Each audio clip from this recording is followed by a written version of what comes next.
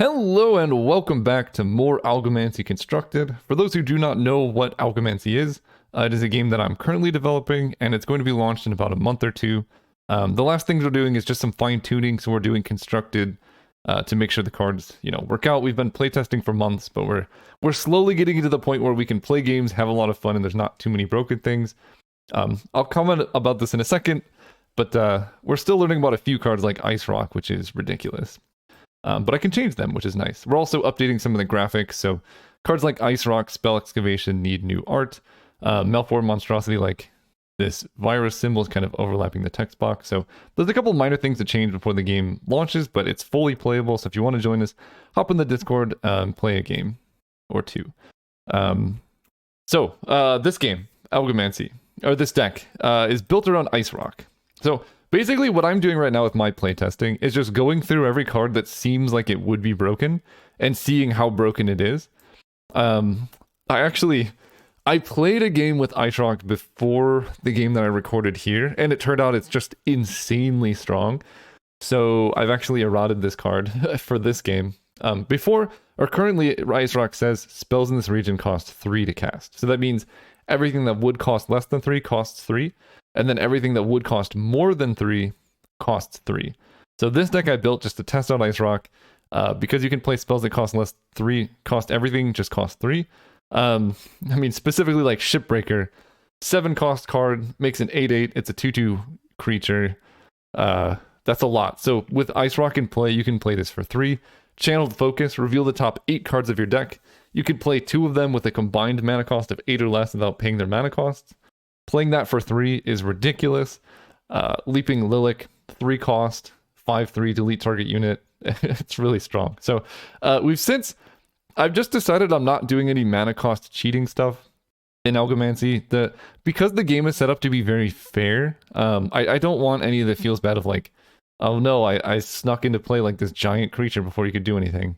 So I've eroded this card just to make cards that cost 3 or less cost 3. So it doesn't give you a cost reduction anymore. It just makes cheap stuff more expensive, which is still really good in the deck. So in the game we're playing following it up, that's how we're playing this card. But I built this deck based around that. It turns out it's actually more fun without the cost reduction effect, because getting to expensive costs in Algomancy is actually not that hard, since pretty much every turn you can just essentially hit 2 land drops for free if you want. Playing a 5 cost, a 7 cost isn't that bad. So more things that I was testing there. So Ice Rock was the first part of the deck. It still ends up just being a really good point of disruption, because a lot of people are trying to play cheap interactive spells. This just makes everything they try and play really clunky. The next card is Tortuga. Whenever you play your first non-token spell each combat, make an XX unit, where X is the cost of that spell. So if I have Tortuga out, and I play Channeled Focus, I get an 8/8 unit, and then do all the effects. If I play Shipbreaker, I get a 7/7, an 8/8, and a 2/2 for 7 mana. If I play Leaping Lilac, I get a 5/3, delete a unit, and get a 5/5.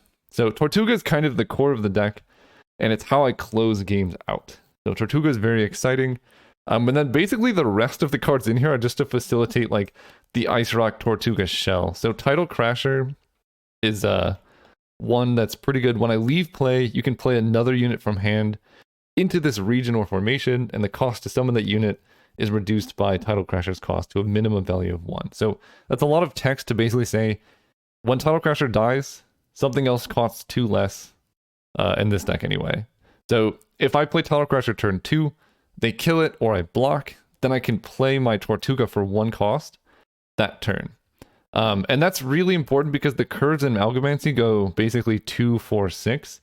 So 3 drops are kind of awkward until you have 6 mana. On turn 2, 3 drops are kind of weird because you have this leftover 1 mana. So if I play a Tidal Crasher on turn 1, then it dies. I can play a 3 drop for 1. So let's say I play Tidal Crasher. They kill it. This dies. The next unit I play basically costs 2 less. So Tortuga costs 1. And then I could play another Tortuga in my second, like in my main phase, for another 3. And that's just like such a good sequence. So Tidal Crasher is really good. Piercing Rock is here mostly to help my curve work out, because again, the way that the curves work is like 2, 4, 6. So on turn 2, when you have 4 mana, most of the time we're going to want to land like a Tortuga or an Ice Rock. So being able to play this 1-cost 2/3 that is overwhelming or piercing is really good. It gives us a win condition in the late game, and sometimes turn 1 you just play this and block, but this has augment. So when I start making my 8/8s and 7/7s, I can make them piercing and start, they can't chump block with tokens as easily. So it's just kind of a card to help me stay alive that has value in the late game when I start augmenting it.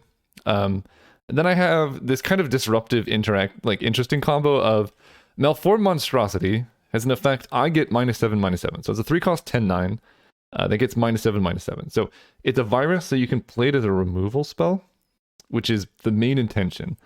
But we also have Reality Bender, which says reverse the stat changes of inverted creatures. So if you put Reality Bender on something, anything that would give +X/+X now gives -X/-X, and vice versa. So if you're put Reality Bender on Thundering Beast, and then you put a Malformed Monstrosity on it, now this stack is a 2/3. So this is how you would set it up. It's a 2/3 with piercing, with inverted stat changes, and it gets -7/-7, which basically gives it +7/+7. So now it's a 9/10 piercing. So, and this is all kind of instant speed, basically. So you can essentially flash in a Malformed Monstrosity, flash in a Reality Bender, if they haven't blocked something, to go for steal kills out of nowhere. But the main intention is there's a lot of cards that just make creatures really big in this game, and Reality Bender is kind of just a 2-cost removal spell, because you just put it on their unit that has a bunch of +1/+1 counters or whatever, and you kill their guy. So this is a cheap card that is a removal spell, but it also has some value of I'll kill you out of nowhere, which I really like. I'm still kind of sold on this card, because when I play it as a card, people are like, oh, well, what a waste, and then I attack them with it, and then you hit them for 10, and then suddenly you have this giant 10/10 in play that is hard for them to deal with. So that's pretty cool. Bloodletting Beast. So that's kind of the core of the deck, is a couple cheap cards to stay alive. Then turn 3, we really want to play Tortuga or Ice Rock to slow the game down and get our big stuff going. And then the next turn, we either double spell on 3, or we play an Ambush Chomper. We do some other stuff, and then we start playing Channeled Focuses, Shipbreakers, making 8/8s and 7/7s, and hopefully taking over the late game. To facilitate that, this is our heat package here. So Tranquility just says spells cost 1 more to cast.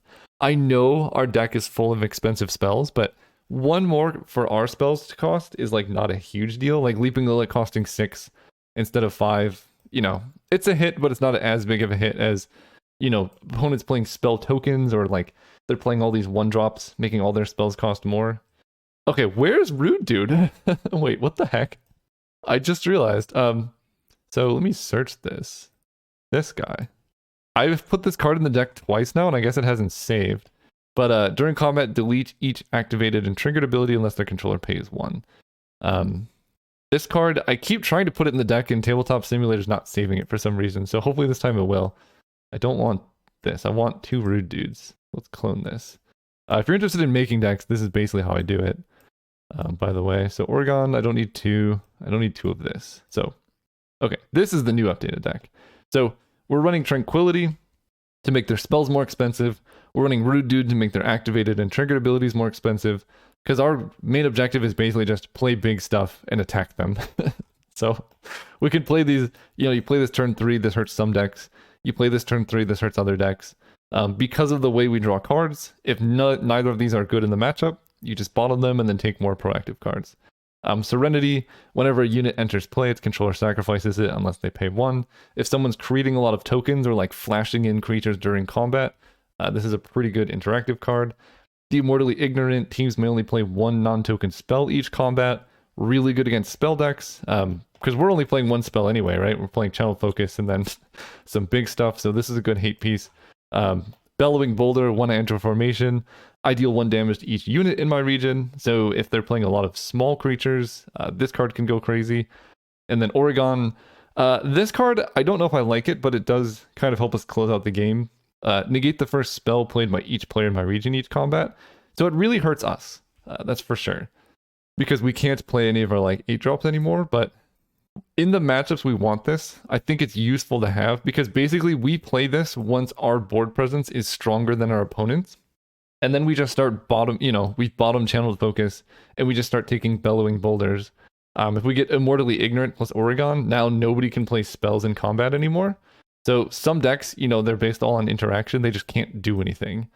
And then they would need to like have a virus that would kill one of my guys to get out of that. So this is like kind of the late game lock that's good against some decks. Each of the pieces on their own are okay against some decks. But if you don't want them, you just bottom them and take more of the core deck engine. Spell Excavation, I think I'm cutting, but basically you play a card from your discard. So if you've played Channel Focus, you can play another one for 4 mana. This card's going to change. I just decided I don't like cheating on mana. So I'm going to update this to do something more interesting. And then Bloodletting Beast, again, it's just a huge beatdown creature, 4 cost 5/6. When I enter formation, I deal damage to each player in my region equal to the number of cards in their hand. That hits us too, but we don't really care because we're just beating down for damage. So against like the controlling decks, you play this, you play the Immortally Ignorant, you play Oregon, and then you just attack them for 1,000,000 damage and kill them before they can do anything. So this deck has a lot of different modes, and I'm excited about all of them. Let's play a couple games with it and see how it goes. See you all round 1. All right, I'm here in game playing against Shady Shores. I have no idea what he's playing. Well, this is voiceover, so I know after the fact. But this opener has quite a bit of redundancy. The problem is I don't have any 2-drops. That is kind of par for the course for this deck. I only built this deck with like 4 2-drops in it, so the odds of having them in the opener are pretty low.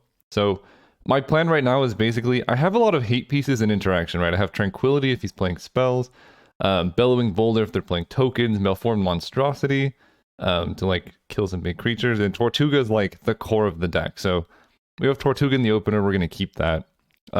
He has the initiative, so he has to make his choices first, and he takes an Earth and an Earth.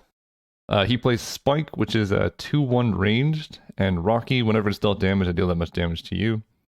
So, and Rocky's a 4/4, so he's clearly an aggressive deck. And we're kind of verbally communicating. We both had no haste cards, which is why he just jumped straight to the second main phase. I guess I should pause it here. So I just drew 4 for turn. So that was the first turn. We kind of did some verbal shortcutting there that you would miss in the voiceover.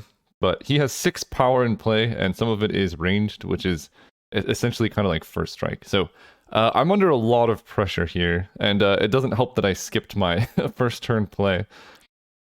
We draw Piercing Beast, which I guess was I have 6 plays that could come down turn 1, because Piercing Beast is also like a 2/3. But I think if we can shake it right now, the play is Tortuga. I'm getting rid of Tranquility because they appear to be a very low to the ground deck, and Tranquility will only hurt me. So this is kind of the benefit of this like draw 4, put 2 on the bottom setup, is you can play these cards that are somewhat situational, and then in the matchups where they're not good, you just get rid of them. So my plan to stabilize right now is Leaping Lilac is a very strong stabilization card. It's just a 5/3 delete target unit. And if you're playing it defensively, you can also block with the Lilac. So I like that. I still don't know if Tranquility will be good, because he could be doing some messed up stuff, but he's going to be worse than everything else. So we just make that play, and this deck really comes alive on turn 3 because we get to play 2 3-drops. Currently, though, it's turn 2. We only get to play basically 1 card from our hand. Bellowing Boulder is also fairly good on this board, and I think Bellowing Boulder is my current game plan right now. Because Tortuga is very mana inefficient right now. If I play Tortuga, I'm missing that 1 extra mana. Bellowing Boulder does kill their Spike. And Shady plays a Metal, which is a bit concerning because now we know he's fully in 3 colors here. And he was talking about how crazy his deck is, so we'll find out what's happening. So Spike plus Rocky, that is 6 damage. I have nothing because I want to use my mana on my turn to do stuff. So I just take 6 here. Currently. But he's going to play Foretell, which is Glimpse 1, which says reveal the top card of the deck. You may play it now, ignoring threshold requirements, otherwise put it on the bottom of the deck. So this card is basically a really good graft enabler, where, when you play it, you reveal the top card, it's probably pretty bad. Or it's kind of a random card, so you don't know like if you're going to have the mana for it. if it's going to disrupt your turn. But once you graft it, you can set up this engine where basically anytime you trigger your graft, you look at the top card and play it. So it's similar to like Future Sight in Magic if you've played that. So he gets to play the horror thing, ignoring the threshold requirements because it was glimpsed into. And this gets -X, -X, where X is the number of cards in your hand. So it's a huge card, but if you have cards in hand, it gets small. And it's also a removal spell. So it's kind of becoming clear he's playing like cheap cards that are aggressive. He's doing more things. So Intercepting Bolus, this is a card that I've since errated to only have 2 power, but he plays 2 of them. Actually, that would change the outcome of this game, because at 3 power it was way too strong, but this is a lot of damage on the second turn. So now Intercepting Bolus only has 2 power. It's very strong, but not as crazy as it is currently. I also may end up giving it 1 mass, essentially. So for my main phase, I play the Bellowing Boulder just to try and stabilize, kill this spike so I can block his units.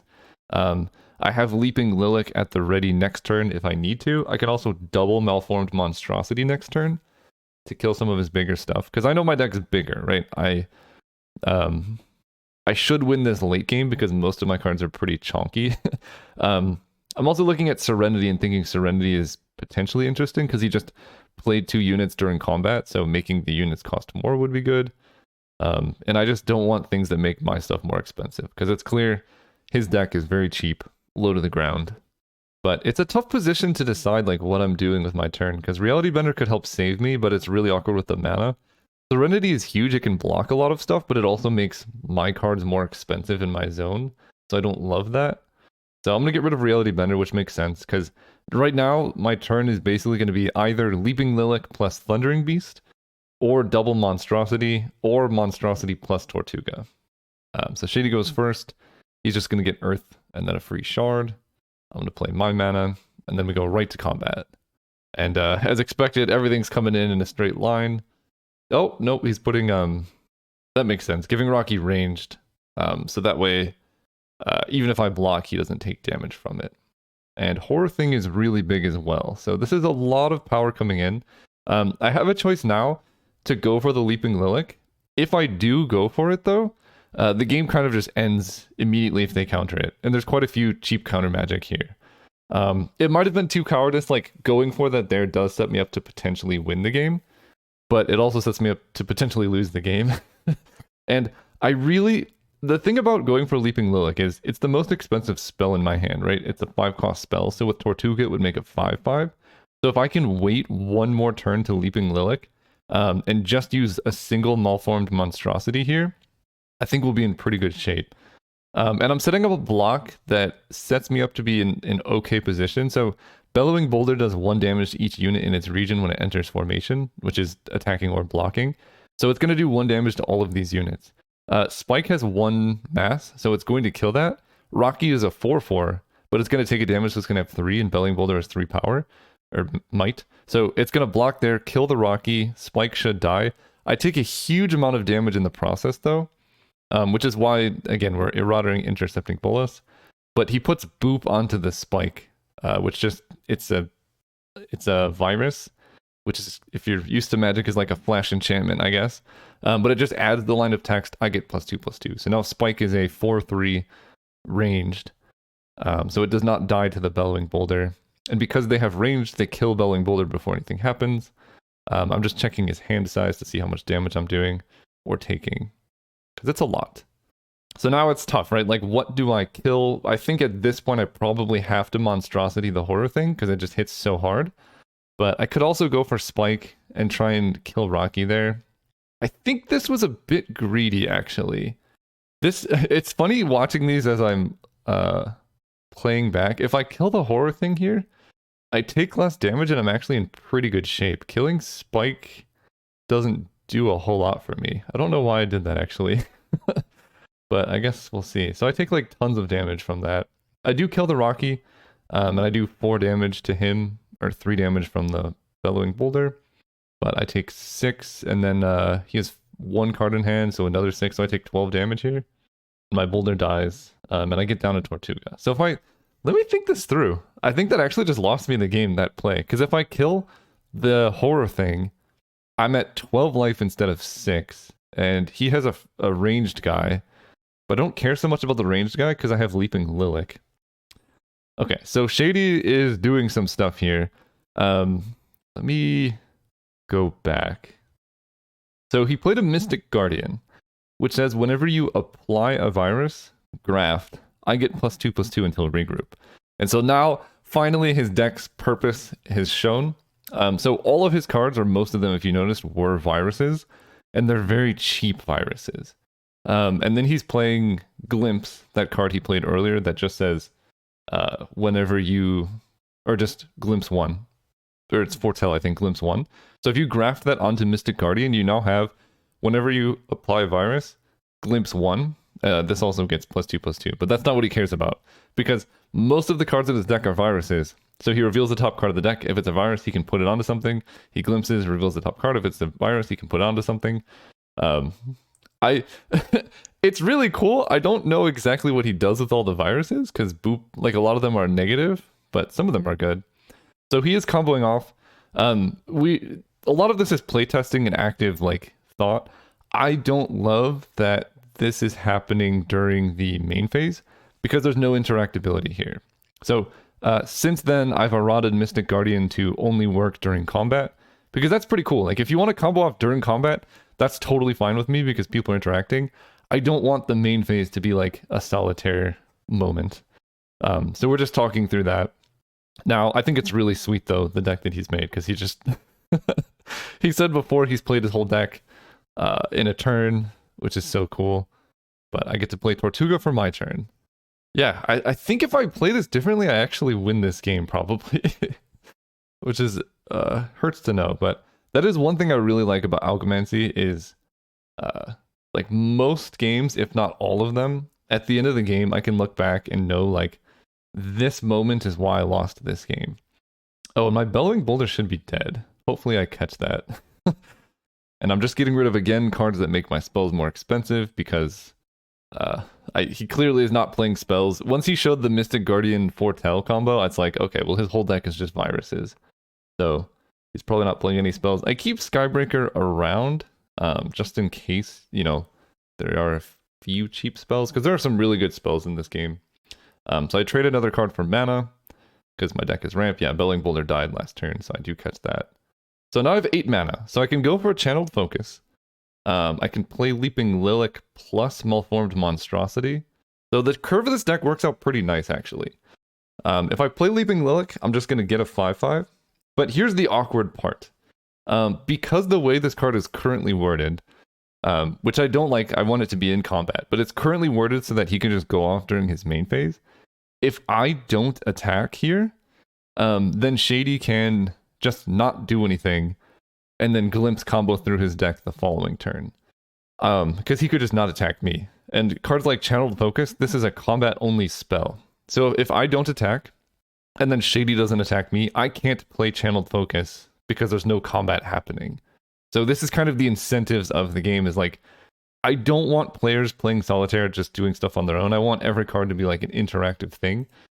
So in order to kind of encourage this, there's a lot of cards that are combat-only.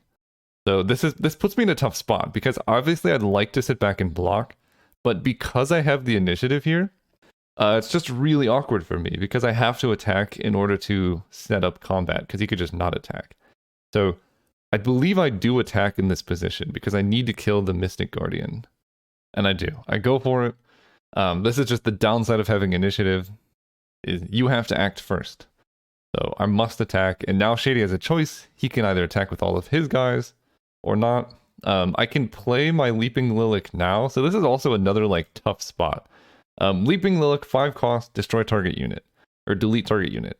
I can play it in this region where my Tortuga is to get the 5/5 off the Tortuga trigger, but then I won't be able to block with Leaping Lilac on defense. And then I just straight up die to the damage that he has left. So I'm kind of in a spot where like I have to attack with the Tortuga, and then I don't actually get value off of my 5/5 because I have, like, it's basically just because I have the initiative here. If Shady had the initiative, then he would be forced to decide if he wanted to attack first, and I'm in a much better spot.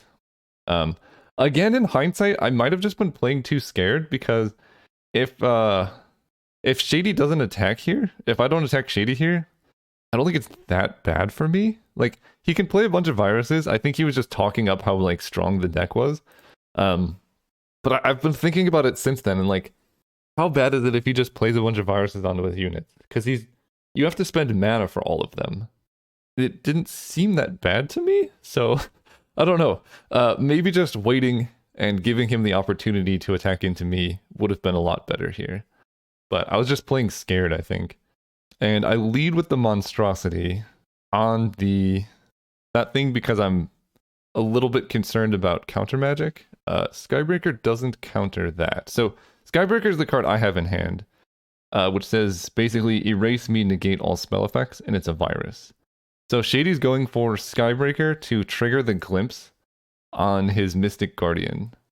And I'm going to respond to that activated ability. So Skybreaker, all the viruses are basically an activated ability, and it says pay my cost, apply this virus to target unit. So this is him saying like, I'm kind of putting this effect onto the stack, and he'll be able to sacrifice this to negate all spell effects. That's temporary art, by the way. So if that's in play, if I go for my like big expensive Leaping Lilac for 5 cost, it is a spell, so he can just sacrifice his 1-drop to counter it. So I'm going to play this in response to the Skybreaker, which is why I led with the monstrosity, to kill that so he can't get the glimpse trigger. I don't actually know if this is how the ruling works. I need to figure out what apply means specifically. But now I kill 2 of his guys, and then I get to trade Leaping Lilac with the intercepting bolus. So that happens. I take 3 damage, and this is very relevant. And then he takes 3 damage. Technically, this would have happened first. So he takes 3 damage off the Tortuga, and then we finish combat. So I'm tapped out. He has 1 card in hand and quite a bit of mana, but he had no plays. Okay. So I get another Channeled Focus, which is exactly what I wanted to be doing with Tortuga. I also have Skybreaker and Reality Bender. So I'm at 3 life. If I had made the play differently before, I would be at 9 life right now. And I think I would just be winning this game at that point. So I stabilized against the early onslaught, because my deck is just the late game deck. And then I think I'm deciding 1 last card to bottom so I can get more mana this turn. Because this deck, I mean, I would take all the mana I can get. Playing double Channel Focus in the turn seems great. We just want all the Tortuga stuff. I think I should bottom this Tortuga. Yeah, because I only really need 1 to win the game. Hitting 2 is just overkill, and having... Basically, right now I have 10 mana, so I have access to Skybreaker, Reality Bender, and Channeled Focus. So basically, my game plan this turn is play Channeled Focus, and then either Skybreaker or Reality Bender can be at the ready. And Shady is deciding, you know, how he attacks, because now he has initiative. So if I had played less scared last turn, I would be at a higher life total at this spot too. But because he denied attacks as initiative, because I'm the non-initiative player, I can attack him without any concern whatsoever of him counterattacking me, because he already gave up that chance. So it's basically, if you're the non-initiative player and you're not attacked, you can just swing out because you know nothing's going to happen. So he takes the damage. After combat, I'm going to Channeled Focus and make an 8/8 unit. Sorry for the zoom in. I'm still learning Tabletop Simulator. So that's 8. So I make an 8/8 turtle, and then Channeled Focus happens. So I reveal the top 8 cards in the deck, and I can play up to 2 of them with total cost 8 or less. And he has no counters. So I get Tidal Crasher, Ambush Chomper, Leaping Lilac, Shipbreaker. A lot of good stuff, actually. And basically at this point, I'm just trying to set it up so I can kill him next turn without any, you know, before he can do the last 3 points of damage somehow. So Leaping Lilac killing his unit makes sense. It kind of prevents him from being able to kill me next turn. We're talking now about why Ice Rock needed to be eroded because it's such a strong card. The old wording of Ice Rock, I think I said in the deck tech, it says there, spells in this region cost 3 to cast, which I thought was really elegant because it makes stuff more expensive. It makes cheap cards more expensive and expensive cards more cheap. But casting 8 cost spells for 3 is insane. So we have decided to remove that line of text from the card, and now it just makes stuff that's cheap more expensive. And this deck works just fine without it. So from the channel focus, I decided to play Leaping Lilac, killing his Bolus, and then just play a Tidal Crasher, which is quite a bit of value just for an 8-cost spell. So he takes damage, or he already did, and then his post-combat, he was laughing this whole turn. So Frilber, when I leave play, each opponent loses 3 life. I'm at exactly 3, and he puts Skybreaker onto it, which gives the Frilber a sacrifice effect. So at instant speed, he can make Frilber leave play and have me lose 3 life. So he's laughing this whole time like, I can kill you. Him and I have a lot of like psychological games that we play with each other. So I'm very proud of the way I play this next turn. I told him, okay, that's fine. I didn't like react because he's like, well, you're super dead. I'm like, yeah, that's fine. Because I had a Rude Dude in my deck. So my game plan from this point on, Rude Dude says counter all effects basically, unless their controller pays 1. Activated effects, not like spell effects. So Frilber is like a triggered ability. Rude Dude basically says counter the ability unless they pay 1. So literally my only chance in this game is to somehow get him to tap out of his mana before I can put a Rude Dude into play off of a channeled focus. That is my only chance of winning this game. So scaring him into thinking that I have like counter target spell so that he tries to play around it is my only shot at this. Because again, I'm at 3 life. He has a unit that says when it dies, each opponent loses 3, and it can sacrifice it whenever he wants. But that's only true, so this is part of Algomancy. There's only interaction if you share a combat zone, so if he sacrificed Frilber right now, it wouldn't do anything because we're not in the same region. So he needs to like either be attacked by me or attack me so that we're in the same zone. So I'm just taking more mana, giving myself more options, and figuring out how I can trick him into tapping out of mana so that I can counter the Frilber effect. And the best way is I'm just going in for damage. I need to kill him before he figures this out, because if he has 1 Frilber in his deck, he probably has 2. And I cannot wait that long. So he's going to go play the Foretell, try and glimpse 1. I'm like, okay, that's fine. Because he's trying to basically give himself a backup. That's a bugged card. Okay, Graxlid, once per combat you may negate an effect targeting this unit. So he can play Graxlid as a creature, or he can attach it to the Frilber. He just plays it as a unit in play. Then he's putting Slink onto the Graxlid. And I'm not really sure why he's doing this, but this is playing right into my plan, because he only has 2 mana left. And he's just trying to think, like, if I have more units around... Oh, I see what he's doing. He played Slink targeting Graxlid, and then he countered the effect using Graxlid's ability to draw a card, just to see if he can find some other out to me having, like, counter-target effect. I don't, but he's spending all of his mana to get there, which is perfect. So we discussed this, too. So he's attacking me over here, but this is actually an interesting, like, aspect of Algomancy. If he attacks me like this, he kind of sets up so that he can kill me. But the way Algomancy works is the initiative region, like, I'm going to resolve combat damage first, and I'm hitting him for 5, 8, plus 8 is 16, plus 3 is 19. Exactly 19 damage. So if he attacks like this, he's actually going to die before Frilber can kill me. And also removing Frilber from the region means he no longer has this activated effect to kill me in this combat zone. So it's kind of a tough choice for him whether, you know, he wants to sit back and block and try and kill me there, or what he wants to do. In the end, he decides to keep his units back, and I think he goes for blocks. Okay, and he's going to try and remove my Tortuga. So he has 1 mana left. We're very close to getting there. Or no, the 8/8, that's right. He's trying to kill my 8/8 token. And remove... No, he's killing his own guy. That's right. Oh, that's right. That's right. This is how it works. He's killing his own guy to try and hit another out to this. Basically, he wanted a second Frilber. That way, if I had counter-target effect, I would use it on the first Frilber, then he would play the second one and win. But remove was his last mana. He killed his own unit with it, because he's trying to glimpse into it. So he's tapped out of Frilber now. So now he has no mana left. So my only hope here is to get him to not activate the Frilber, sacrificing it to counter my channeled focus. because he thinks I have something else. So my play here, I've set this up really nicely. He just needs to not counter this channeled focus. And then obviously I need to hit the rude dude in the top 8 cards of my deck, and I actually would win this game. So we'll see. Also, by the way, a lot of these names are playtest names, but that's notwithstanding. I get an 8/8 off the Tortuga, and now he's deciding, do I counter this? And he says no. So I get to channel focus. So first one, nope. Second card, nope. Third card, nope. Fourth card, nope. Fifth card, nope. Sixth card, nope. Seventh card, nope. And I don't hit the rude dude. So I lose the game here because I have no outs to his Frilbur. He's just going to block, and then I die. But if I hit rude dude, all the Frilbur triggers when he sacrifices it, or he couldn't sacrifice it because it would cost mana.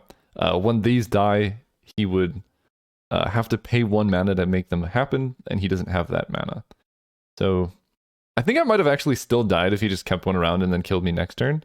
No, because I'd have rude dude in play. I don't know. I would have lasted one more turn. Anyway, that's game 1. Thank you for watching, and I'll see you next time.